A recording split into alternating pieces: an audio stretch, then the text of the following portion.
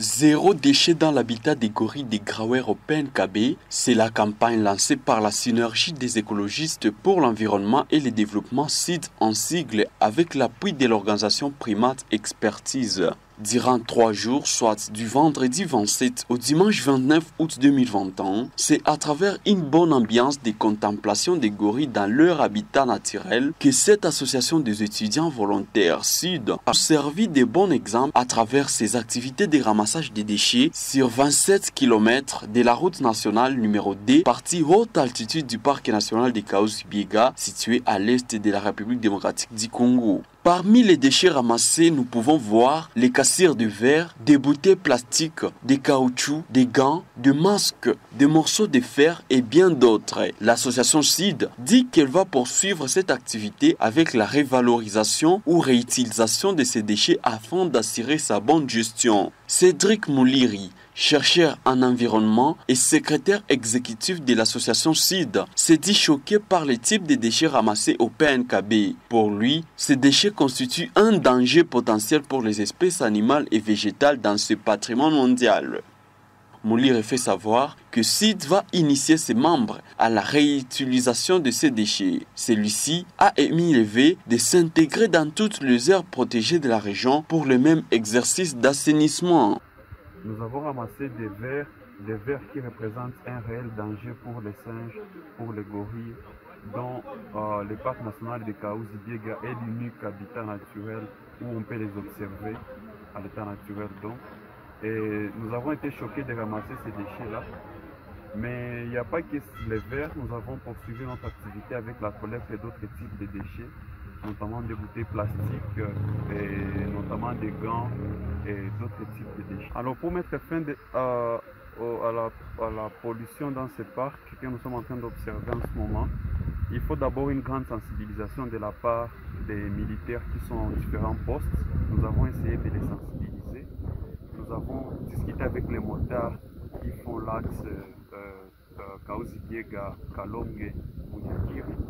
Et nous avons également l'intention de distribuer des flyers, des brochures et de passer aux médias, de sensibiliser tout le monde à la gestion des déchets.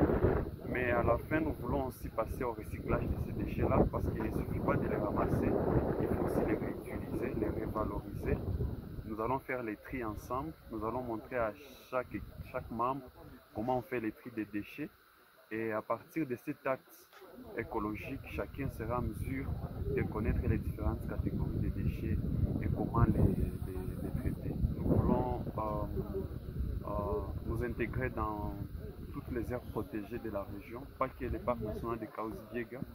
Et nous voulons aussi à plus long terme connaître exactement quelle est la quantité exacte de déchets que nous avons enlevés, quel a été l'impact de nos activités sur la pollution au parc de Kahuzi-Biega.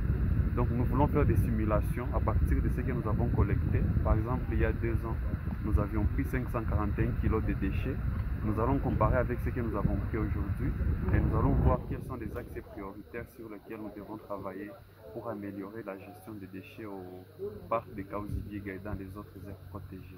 La principale recommandation, d'ailleurs, nous étions en train de la donner pendant que nous ramassions les déchets, c'est de ne pas principalement jeter les déchets sur la route. Nous avons installé des poubelles pour ça. Nous avons sensibilisé les militaires qui sont au poste de patrouille à environ 50 mètres, 100 mètres l'un de l'autre. Et nous espérons que ces militaires, ces éco-gardes seront en mesure de sensibiliser les motards, les chauffeurs de véhicules pour qu'ils soient en mesure de voir l'utilité de ces poubelles plastiques que nous avons installées juste en bordure de route de la RN. Monsieur Michael Barakanyakabeji, agent de l'organisation Primate Expertise, a fait savoir que son organisation a accompagné l'association SID dans cette activité dans le but d'épargner les gorilles et d'autres animaux du parc de toutes sortes de maladies. Pour lui, cela permettra à son organisation de bien poursuivre sa mission de conserver cet environnement.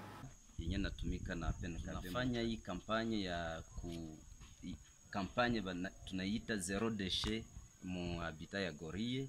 Ni kampanye ambayo inavize kutosha uchafu yenye bapasager banatupa kubalabala wakati yenye bako mu voyage. Tunatosha ile uchafu afeke isikuwe naleta magonjwa mbalimbali za kuambukiza wanyama ndani ya mbuga ya park. Bara Gagna Kabeji appelle toute sa communauté à garder sain l'habitat du gorille des Grawers. Tunatumika na pia na association de volontaires ya ba étudiants volontaires banaita SID. SID ni kusema synergie des écologistes pour environnement et développement.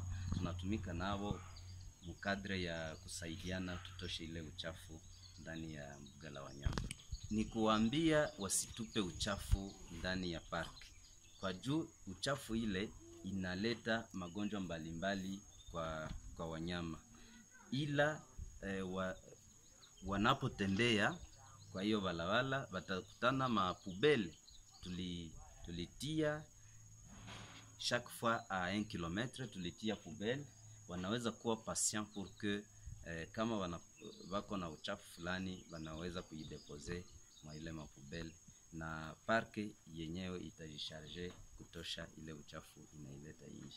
Il s'est dénoté que la synergie des écologistes pour l'environnement et le développement SID en sigle est une association qui réunit des étudiants volontaires de l'Université officielle de Bukavu, IOB et d'ailleurs.